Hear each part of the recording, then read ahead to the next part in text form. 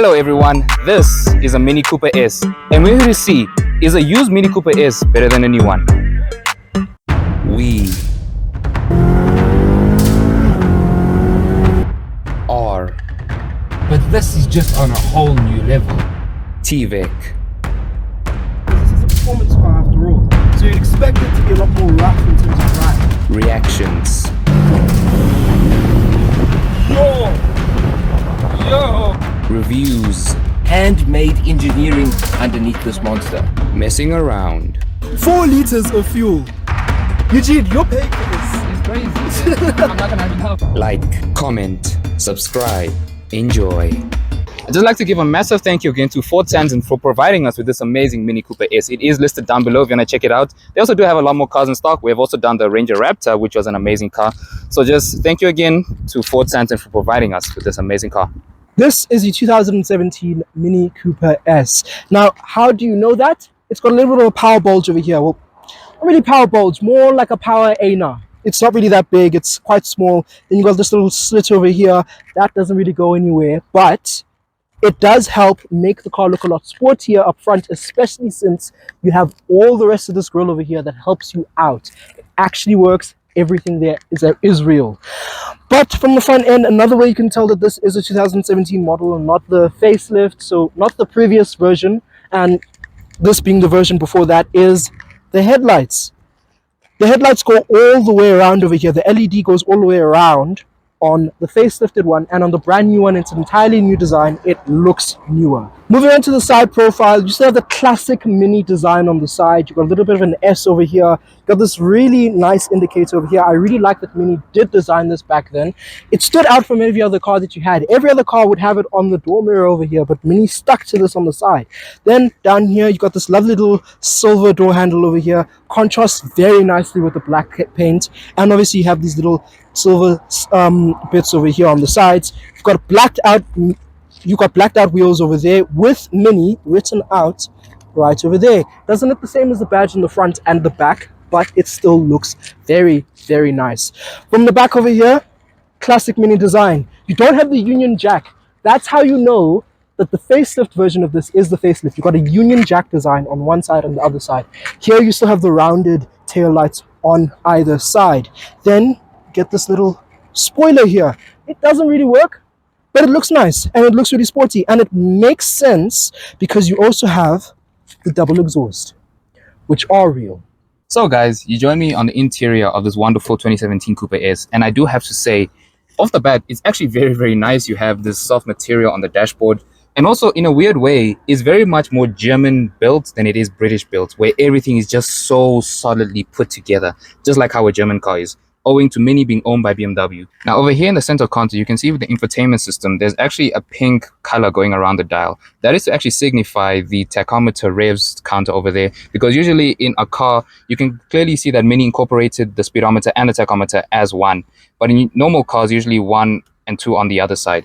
Obviously over here, you have your climate controls as well as these dials, which honestly signify an old school airplane in a sense that you have to toggle these switches, which is very, very nice, and it's very, very nice function to have. And then if you move down here, you can see that this is a very old car. It has a regular USB port as well as an aux port. That just tells you that this is pre-2019, where everything went to touchscreens as well as USB Type-C charging ports. You also do have 2 cup holders over there, your ZF 8-speed transmission, as well as your infotainment system controls, again, owing to its heritage as being owned by BMW. Hello. I joined you from the boot of the Mini Cooper S, and it's quite small. It's tiny, very small. For example, well, not really for example, more for reasoning, you can fit maybe 2 laptop bags in here, maybe a duffel bag, like 1 duffel bag in the back here, and that's pretty much it. If you want to fit anything more, you're gonna have to put your seats down, and you basically just going to push this down here and then pull up here. Back it goes. Not all the way back because that seat is a bit further back, but you know, you'd have to sit further forward. If you had a situation where you had to put luggage in or something like that, sorry to the passenger, basically. Okay guys, we are now at the front end of the Mini Cooper S, and I'm here to tell you a little bit about what's underneath the bonnet. Now, speaking about the bonnet, it actually is hydraulic because it is basically a BMW 1 Series underneath here. This is the most BMW non-BMW car there is. And speaking about this bonnet, it is enormous. As you can see, here's actually the exit points for the lights which stay here, because that was due to European regulations for the car. They had to make it this way. So for such a small car, it has a massive, massive bonnet. And something else massive is actually what's under the hood. Now, as you can see on top, it does say Mini. However, it says twin power turbo. And you car fanatics may know that to be a BMW term, because this is a BMW motor. It is a 2-liter 4-cylinder turbocharged engine which pushes out 141 kilowatts and 280 newtons. Comparing that to the latest generation which we've done, the latest generation has 150 kilowatts and around about 300 newtons, so not actually too far off. It is also an automatic with front-wheel drive, and so it handles quite well and drives quite well and gets off the line quick enough to get you to 100 in around about that 6-second and under mark, which is insane. This car is definitely faster than the Indepth we've recently done, and I'd argue a better car to drive. So, talking about driving, let's head to that.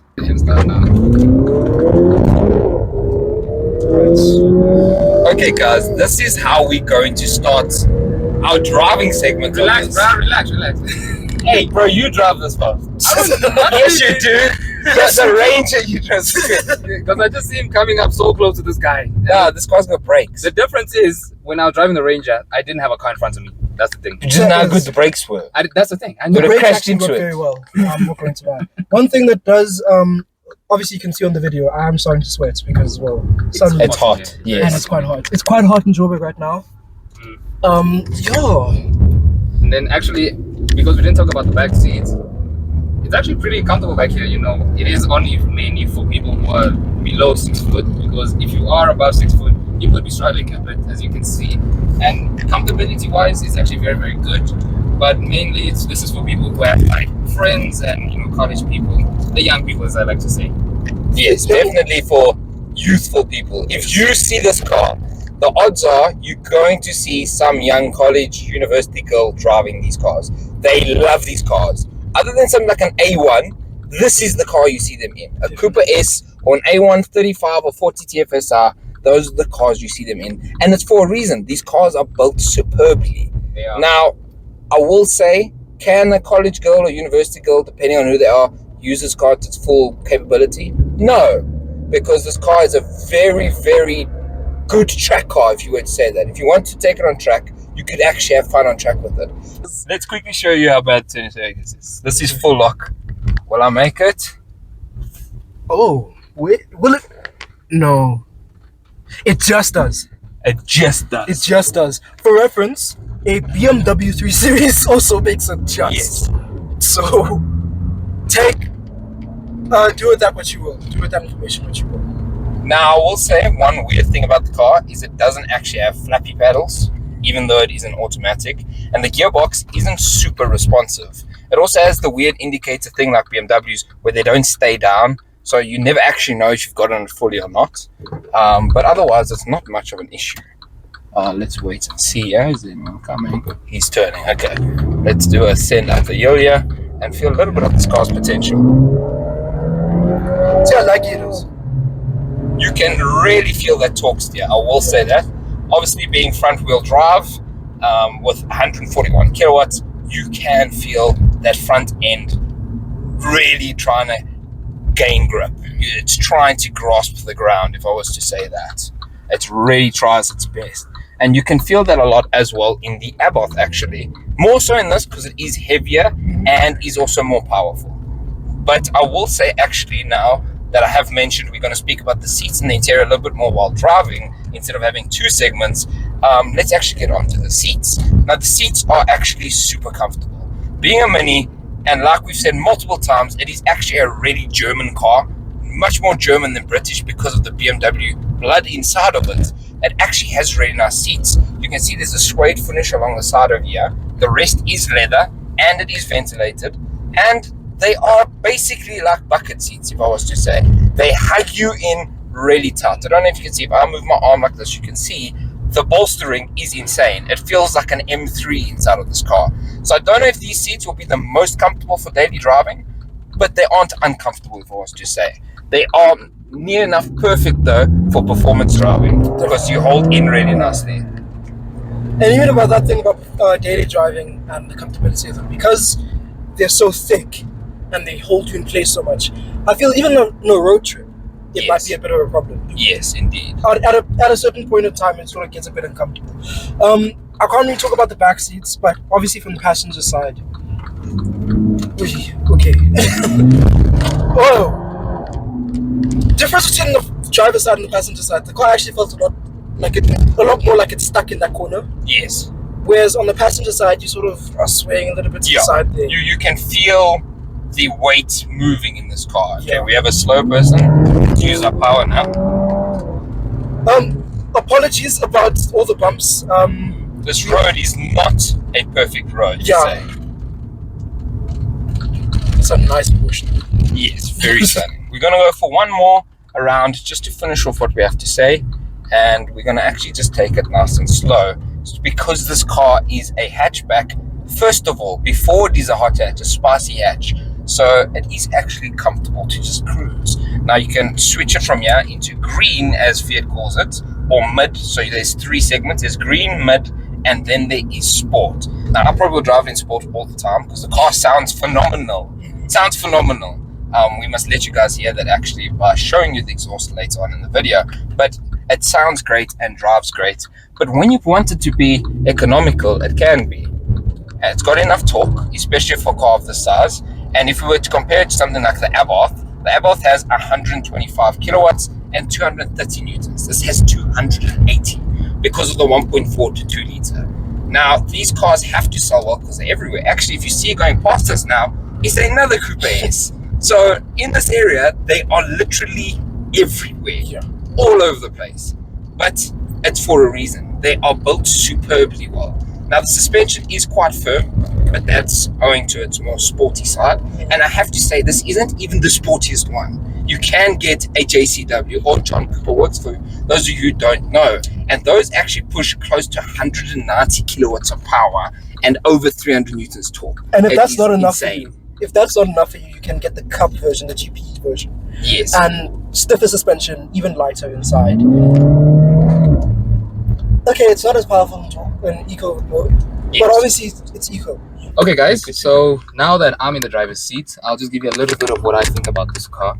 And thank you for turning off the auto stop start because that does get a bit annoying at times. Yes, in every single car ever that is annoying. Switch it on. Now I can definitely tell that this has a little bit of BMW. I don't know what Matteo and Lex were talking about because I've driven a lot of BMWs and this is very much reminding me of something like a 320i or even the M240i that Matteo and I drove a couple months ago. If you want to check out that video, make sure you click the link up there.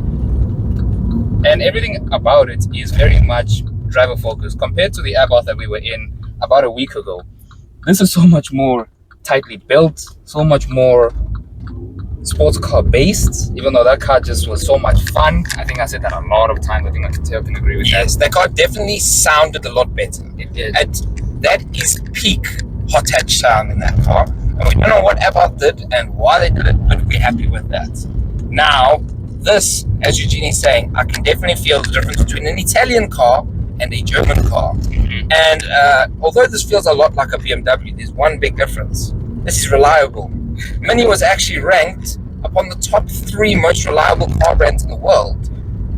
If you want to check that out, we'll try and find it and maybe link it down below for you. But it actually is Lexus, then Toyota, and then Mini. Mini is reliable. And that brings me on to one more thing before I let Eugene speak a little bit more, is actually the maintenance cost on this car. Now, a lot of you guys will be questioning about these cars' maintenance because you may look to buy something like this. And the prices range anywhere from 300,000 to 700,000 for the brand new Cooper S and the John Cooper Works GPs. But in terms of maintenance, Mini is known to be more expensive than, for instance, a Fiesta ST or Polo GTR. And that is because actually it is basically a BMW, as we've been saying. Don't hate us for that. It's not exactly a BMW, we know that, but underneath there's a lot of BMW in it. In the way it drives, the way it handles, the way it feels, the thick steering wheel. It's all has a bit of BMW inside of it. It does. And overall, I can say that this is very much a 10 out of 10 car, especially for the value that you're getting it as a used car. It's really incredible. So I'd just like to give a massive thank you again to Ford Santon for providing us with this amazing car. If you're going to keep seeing reviews like this, make sure you like, comment, and subscribe. And we'll catch you on the next one. Bye-bye.